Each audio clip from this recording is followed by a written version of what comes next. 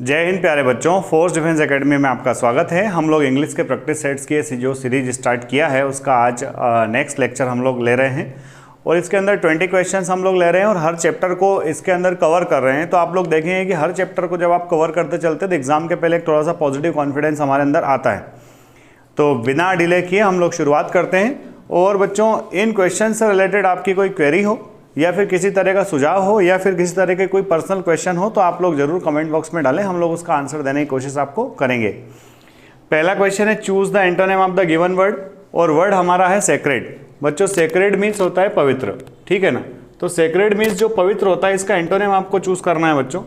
तो इसके एंटोनिम के लिए आप देखेंगे कि आपको ऑप्शन उसने दिया है प्रोफ्यूज, प्रोलिफिक, प्रोफाउंड और प्रोफेन। तो सारे प्रोपोस्ट ने दे दिया, ठीक है ना। प्रोफ्यूज का मीनिंग होता है प्लेंटीफुल, प्लेंटीफुल यानी कि पर्याप्त, आपने सुना होगा, ठीक है ना। और दूसरा वर्ड है बच्चों प्रोलिफिक। प्रोलिफिक मीन्स होता है प्रोडक्टिव, ठीक है ना। प्रोफाउंड नॉलेज किसी चीज़ का होता है, आपने सुना होगा deep knowledge, profound knowledge of something. और ये जो प्रोफेन है ना, इस प्रोफेन का मीनिंग एक तरह से आप कह सकते हैं कि अपवित्र रह सकता है या फिर आप इसको कहते हैं ब्लास्फेमस, ठीक है। तो सेक्रेड के लिए सबसे अच्छा जो एंटोनिम है वो प्रोफेन है। प्रोफेन मीन्स ब्लास्फेमी, ब्लास्फेमी आप समझते हैं, ठीक है। अपवित्र कह सकते हैं, गंदा कह सकते हैं। तो सेक्रेड का जो एंटोनिम आ जाएगा ब्लास्फेमस आ जाएगा, ठीक है बच्चों। क्लियर है सबका। चलिए नेक्स्ट वर्ड पर बढ़ते हैं। अगला वर्ड है बच्चों ससेप्टेबल। ससेप्टेबल मतलब संवेदनशील या संवेदन जो रखता है, ससेप्टेबल है। हर body susceptible for the micro organisms. कि कोरोना का वायरस है, इसके लिए इंसान का ही बॉडी ससेप्टेबल है। ससेप्टेबल है, संवेदनशील है, ठीक है। तो ससेप्टेबल का अपोजिट आप जब देखेंगे तो इनक्रेडिबल। इनक्रेडिबल यानी कि जिसके ऊपर विश्वास ना किया जा सके। प्रिडिक्टेबल यानी कि जिसका हम प्रिडिक्शन कर सके। अनप्रिडिक्टेबल जिसका प्रिडिक्शन हम ना कर सकें। तो इसने तो कह दिया ससेप्टेबल है संवेदन, तो संवेदन के अगेंस्ट आना चाहिए रेसिस्टेंट, और रेसिस्टेंट के लिए सही वर्ड आता है बच्चों इम्यून। कि कल एक सर्वे आया और सर्वे में कहा गया कि दिल्ली के लगभग 23% लोगों के अंदर कोरोना का एंटीबॉडी मिला है, यानी कि वो लगभग 23% लोग अब कोरोना के अगेंस्ट क्या हो गए हैं, इम्यून हो गए हैं, ठीक है बच्चों। तो फर्स्ट क्वेश्चन आपका था सेक्रेड, सेक्रेड के लिए आपने चूज किया प्रोफेन। सेकंड क्वेश्चन था आपके लिए ससेप्टेबल, ससेप्टेबल के लिए हमने चूज किया इम्यून, ठीक है। चलिए आगे देखते हैं। नेक्स्ट क्वेश्चन हमारा है find out the error. Find out the error in the given sentence. Find out the error in the given sentence की बात हो रही है बच्चों। यहां पर आप देखेंगे कि गड़बड़ है।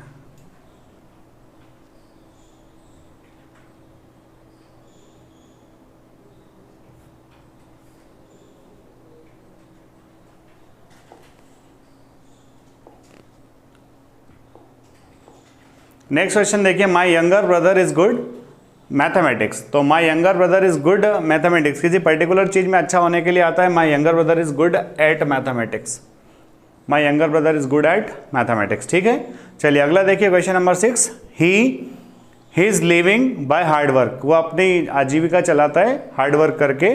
तो यहाँ पर रेगुलर का काम है क्योंकि अपनी डेली लाइफ उस पर डिपेंड करती है, तो यहाँ पर प्रेजेंट डेफिनेट के हिसाब से आ जाएगा अर्न्स, ठीक है ना। अपनी लिविंग को विंस कोई नहीं करता, क्रिएट्स नहीं करता, एबल्स नहीं करता, अर्न्स करता है। आजीविका के लिए कमाता है पैसा। कैसे कमाता है, हार्ड वर्क करके कमाता है बच्चों, ठीक है। चलो ये आ गए हमारे ऑप्शंस। अब आगे देखिए question number 7। Find out the meaning of the underline idiom. Underline तो किया नहीं, मैं कर देता हूं। A dark horse. बच्चों डार्क हॉर्स जो होता है उसको हम कहते हैं अनएक्सपेक्टेड विनर। अनएक्सपेक्टेड विनर यानी कि जिसकी उम्मीद कोई नहीं करता है वो जीत जाता है, उसको आप डार्क हॉर्स कह सकते हैं। लास्ट टाइम जब अमेरिका में इलेक्शन हुए तो तमाम दुनिया एक्सपेक्ट कर रही थी कि Hillary Clinton will be the president, पर डोनाल्ड ट्रंप जीत गए। तो वो क्या साबित हुए, डार्क हॉर्स साबित हुए, अनएक्सपेक्टेड विनर साबित हुए। तो अनफोर्सीन कॉम्पिटिटर आप कह सकते हैं इसको। ब्लैक हॉर्स तो नहीं कहेंगे, अननोन पर्सन भी नहीं कहेंगे, ए नाइटमेयर भी नहीं कहेंगे। सबसे अच्छा ऑप्शन जो है बच्चों एन अनफोर्सीन कॉम्पिटिटर, यानी कि ऐसा व्यक्ति जो कंपटीशन में नहीं दिख रहा था। जैसे आपने वर्ल्ड कप में देखा, इंग्लैंड और न्यूजीलैंड जो है बहुत ज़्यादा लोग उन पर बिलीव नहीं कर रहे थे। लोग कह रहे थे इंडिया जीतेगा, ऑस्ट्रेलिया जीतेगा, बट इंग्लैंड और न्यूजीलैंड ऐसी टीम्स निकल करके आ गई जो वर्ल्ड कप के फाइनल तक खेली। तो वो दोनों टीम्स जो क्या हो गई, डार्क हॉर्स साबित हो गई, ठीक है बच्चों। चलिए अगला वर्ड देखिए, टू रन अक्रॉस। बच्चों समटाइम्स आप मार्केट में रहते हैं और कोई आपका फ्रेंड आपको मिल जाता है अचानक से। आप उससे मिलने नहीं गए थे पर मिल गया, तो आपने कहा ही केम अक्रॉस। ही केम अक्रॉस यानी कि वो अचानक से आपको मिल गया। तो रन अक्रॉस या फिर केम अक्रॉस का मीनिंग होता है अचानक से, अनएक्सपेक्टेडली मिल जाना। ठीक है, तो ढूंढते हैं to have an appointed meeting, बिना अपॉइंटमेंट के मिले। टू मीट बाय चांस ये हो सकता है, थोड़ा और देख लेते हैं। To run in the playground, playground में दौड़ना तो नहीं होता है। टू रन वेरी फास्ट ये भी नहीं होता है। So right option will be to meet by chance. ठीक है, तो आपके कई सारे वर्ड्स, नए वर्ड्स मान लीजिए होंगे तो कवर होते चले जाएंगे, पुराने हैं अगर पढ़े हुए हैं तो रिकॉल होते चले जाएंगे। आप इन प्रैक्टिस शीट्स पर थोड़ा सा विशेष फोकस करेंगे। ठीक है बच्चों, चलिए ऑप्शंस आपके सामने हैं। आ जाइए क्वेश्चन नंबर 9 पर, इंप्रूवमेंट ऑफ सेंटेंसेस। सेंटेंस को इंप्रूव करना है बच्चों, और क्वेश्चन यहाँ दिया है man is the only animal who can talk. Man is the only animal who can talk. बच्चों आप देखेंगे जैसे जनरली बात हुई है मैन की, तो मैन के लिए तो हु आता है बच्चों, तो इस हिसाब से तो सही है। पर हमारा प्रोनाउन का रूल कहता है कि जब ओनली के साथ कोई नाउन आता है, जब ओनली प्लस कोई नाउन हो, है ना, ओनली प्लस नाउन जब होता है बच्चों, तो हम दैट का यूज़ करते हैं एज ए रिलेटिव प्रोनाउन। ठीक है, तो यहाँ पर ओनली के साथ एनिमल दिख रहा है, इसलिए यहाँ जो रिलेटिव प्रोनाउन आएगा वो हु के बजाय क्या आएगा, दैट आएगा। क्यों आएगा ये भी क्लियर होना चाहिए, और आप लोग पढ़ोगे ना तो कॉन्फिडेंस आता है, और कॉन्फिडेंस से ही तो एग्जाम निकलती है, और आप लोग निकाल सकते हैं आराम से। ठीक है, चलिए आ जाइए क्वेश्चन नंबर 10 पर। He did not know the answer, I did not neither. है ना, जब आप सेंटेंस पढ़ रहे बच्चों तो आप देख रहे हैं कि नॉट और नाइदर जो है दोनों नेगेटिव है। एक ही पार्ट के अंदर डबल नेगेटिव नहीं होना चाहिए, नॉट और नाइदर एक साथ नहीं आना चाहिए। तो इसका मतलब इसको हटाना पड़ेगा। अब इसको हटाना पड़ेगा तो उसकी टोन समझ लीजिए कि आंसर उसको भी नहीं पता था, है ना, और मुझे भी नहीं पता। ठीक है, तो इन्हें ना में आंसर देना है। तो डिड नॉट नाइदर, तो आइदर वाला तो होगा नहीं, नो इम्प्रूवमेंट भी नहीं होगा क्योंकि ये गलत है, तो इम्प्रूव तो करना पड़ेगा अपने को। आप देखिए नाइदर डिड आई जो है ये सही इसका ऑप्शन है। नाइदर हैव आई, हैव की बात ही नहीं हो रही, जब पास्ट की बात हो रही तो हमको पास्ट में सेटिस्फेक्शन करना पड़ेगा। ठीक है, समझ में आ रही है ना बात। अगर आपको लगता है कि ये लेक्चर सुनने समझने लायक है, अगर इस लेक्चर को आपको शेयर वेयर करना है, लाइक करना है, कमेंट करना है, तो आप कर सकते हैं। ये आपकी टोटली आपके ऊपर डिपेंड करता है। हम नहीं बोलेंगे कि लाइक करो, शेयर करो, सब्सक्राइब करो। चलो आगे देखो, change the narration. Narration change करना है बच्चों, और नरेशन में कह रहा है रॉबिन सेड। रॉबिन ने क्या कहा, hurray I have topped again. Robin ने कहा कि मैंने वापस से टॉप कर लिया, थोड़ा खुश था। अपन ने देखा है कि इस तरह के हुर्रे, एलास, जॉय ये सारे जो होते हैं तो इनके साथ हम एक्सक्लेम्ड का यूज़ करते हैं। तो रॉबिन एक्सक्लेम्ड आएगा, तो रॉबिन एक्सक्लेम्ड तो सब जगह दिया है, 1 2 3 4 सब जगह। यहाँ से तो हमको कोई क्लू मिल नहीं रहा है। क्लू मिलेगा, देखो यहाँ सेड आया है तो इसका टेंस चेंज होगा। टेंस चेंज होगा तो आई हैव टॉप्ड, हैव का क्या हो जाना चाहिए, हेड हो जाना चाहिए।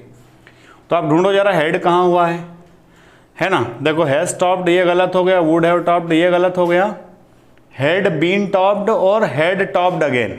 ठीक है, तो हैड बीन जो होता है ना पैसिव में होता है, तो ये भी गलत है। तो सही आंसर कौन सा आ गया अपना, 2 आ गया। क्यों सही आया, कैसे सही आया, आपको सब क्लियर हो गया है। सो क्वेश्चन नंबर 11 के लिए option number 2 is correct, had topped again. ठीक है, ये थोड़ा दिख नहीं रहा होगा ब्लू आपको, और व्हाइट में दिख रहा है, मैंने ऑप्शन आपको कर दिया है। 11 में कौन सा आएगा, 2 आएगा। जब आप बच्चों इस प्रैक्टिस सेट को लगा रहे हों डेली, चूंकि हम इसको या तो स्ट्रीम करते हैं या फिर आप देखते ही हो, तो अपनी कॉपी पेन अपने हाथ में रखें, और कॉपी पेन हाथ में रखने के साथ में आप देखें कि 20 आउट ऑफ आपके कितने क्वेश्चन सही है, और फिर कोशिश करें उसको कमेंट बॉक्स में डालें ताकि आपका कॉन्फिडेंस बिल्डअप हो। देखिए यहाँ रिजल्ट फेल पास तो कोई कर नहीं रहा है कि कोई पर्टिकुलर व्यक्ति आप ये टेस्ट दे देंगे तो कोई पास कर देगा, टेस्ट दे देंगे तो कोई फेल कर देगा। इट इज़ सेल्फ वैल्यूएशन, जहाँ हमको सेटिस्फेक्शन हो सके कि हाँ मेरी पढ़ाई लिखाई ठीक तरीके से चल रही है। Give 1 word for the given line. Line दिया है उसके लिए आपको 1 वर्ड देखना है। To free a person by verdict of not guilty, यानी किसी को अपराध से मुक्त कर देना, है ना।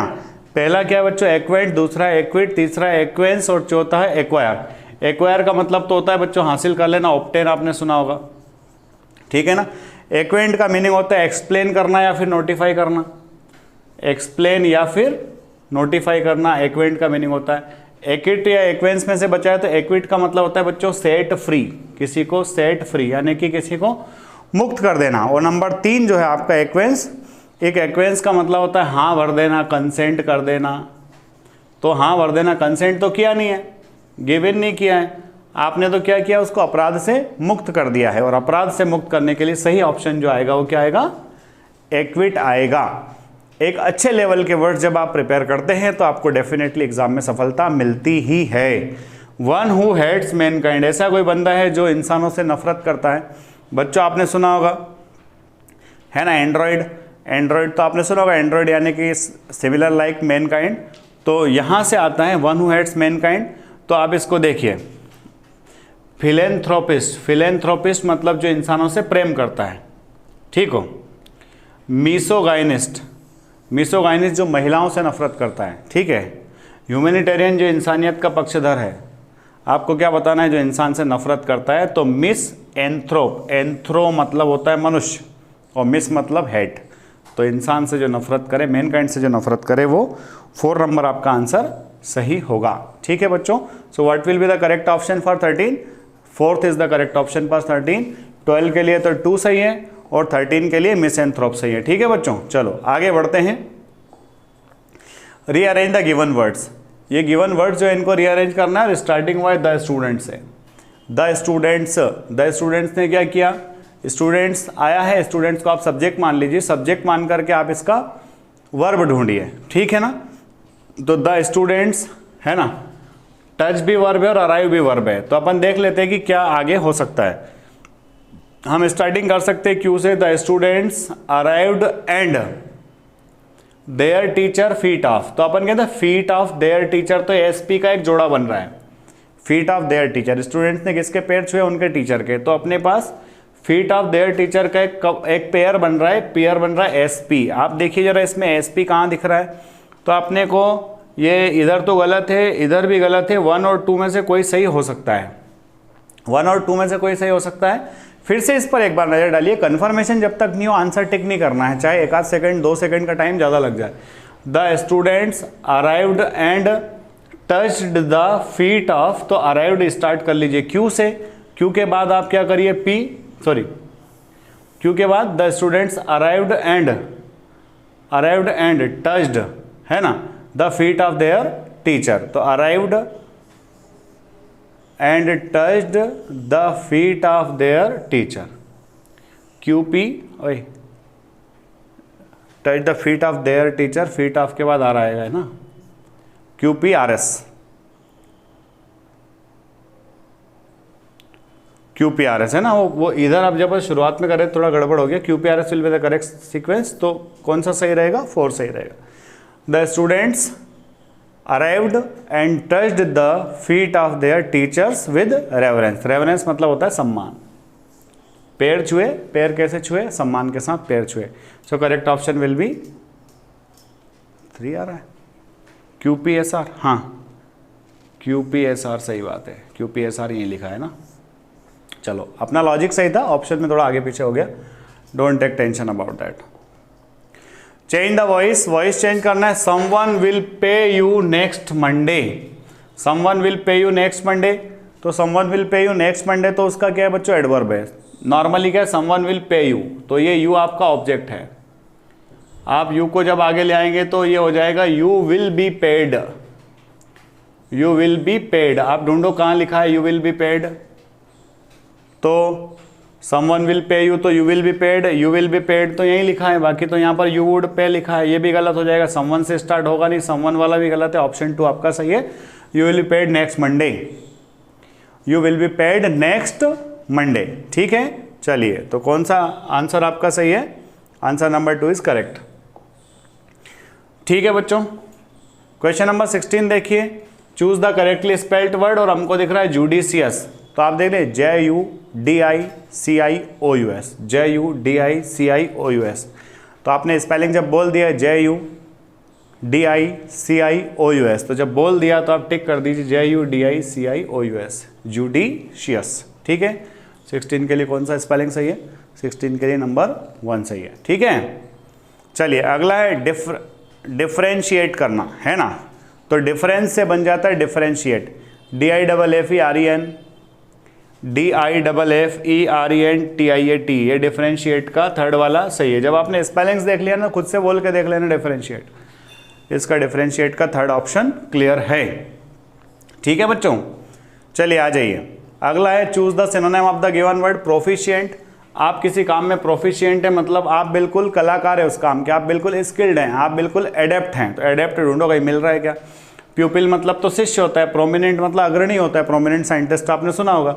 रिलायबल यानी कि विश्वसनीय होता है, अपने को तो प्रोफिशिएंट ढूंढना है, प्रोफिशिएंट यानी कि एडेप्ट या फिर स्किल्ड। ठीक है बच्चों, बंदा काम में प्रोफिशिएंट है, बिल्कुल कलाकार है। एडमोनिश है बच्चों, एडमोनिश का मतलब होता है किसी को सलाह दे देना, किसी को चेतावनी दे देना, एक तरह से कॉशन दे देना। तो कॉशन दे देने का मतलब इरिटेट करना तो होता नहीं है, डिस्प्लीज मतलब नाखुश करना भी नहीं होता है, किसी को चेतावनी देना मतलब नाखुश थोड़ी ना किया हमने उसको। एनॉय मतलब नाराज करना भी नहीं होता, एक तरह से चाइल्ड मतलब वही डांट फटकार करके, जैसे पिताजी माताजी अपने क्या कहते हैं, तेरे देख भाई इंदौर जा रहा है, थोड़ा ठीक के रहना, संभल के रहना, ठीक है ना। तो उन्होंने उसको क्या कर दिया, एडमोनिश कर दिया बच्चों। क्या कर दिया बच्चों, एडमोनिश कर दिया। तो एडमोनिश के लिए चाइल्ड आ जाएगा, प्रोफिशिएंट के लिए एडेप्ट आना ही था। ठीक है, अब बचा है हमारा लास्ट। बच्चों बीच की स्लाइड में कुछ 2 क्वेश्चन जो ओपन नहीं हुए, तो आई विल ट्राई कि नेक्स्ट सेशन में उनको ले ले या फिर छोड़ भी देंगे तो कोई दिक्कत नहीं है। चेंज द वॉइस चेंज करना। John is building a new cupboard, John is building a new cupboard. तो इसमें आपने देखा कि बच्चों इज बिल्डिंग है, वॉइस चेंज करना है, इज बिल्डिंग है और वॉइस चेंज करना है, तो ये प्रेजेंट का वॉइस चेंज होगा बच्चों। और ध्यान रहता है हमको कि जब हम एक्टिव वॉइस को पैसिव वॉइस में करते हैं बच्चों, तो आप देखिए बिल्डिंग में से आईएनजी हटाकर बीइंग करना है, बिल्डिंग में से आईएनजी हटाकर क्या कर देना है बच्चों, बीइंग कर देना है, और बिल्ड को बिल्ट कर देना है, BUILT। एक्टिव वॉइस को पैसिव वॉइस में चेंज करना सबको याद है कि जब कंटिन्यूअस का एक्टिव से पैसिव होता है तो आईएनजी होता है ना, वो बी के साथ शिफ्ट हो जाता है, बीइंग हो जाता है, और जो वर्ब होता है थर्ड फॉर्म में चला जाता है। ठीक है, तो क्या हो जाएगा, ए new cupboard is being built by John. तो ढूंढो कहाँ है, ए new cupboard is being built by John. कौन सा सही है, अब देखो यहाँ इज के बाद बीन आ गया, गलत है। इसके बाद बीइंग बिल्ट हो रहा है पर बाय जॉन नहीं आ रहा है। John has been building a new cupboard, ये भी गलत है। तो a new cupboard is being built by John, first one is the correct option. ठीक है बच्चों, आपने इतने अच्छे से आसानी से इन क्वेश्चंस को सॉल्व किया। आप लोग रेगुलर बने रहिए हमारे साथ में, हम लोग इसी तरह के प्रैक्टिस सेट सॉल्व करते रहेंगे जो कि तमाम एग्जाम्स के अंदर हेल्पफुल होंगे। थैंक यू, जय हिंद, जय भारत, इंकलाब जिंदाबाद, भारत माता की जय। थैंक यू बच्चों। कर दिया था, ठीक है ना, ठीक है।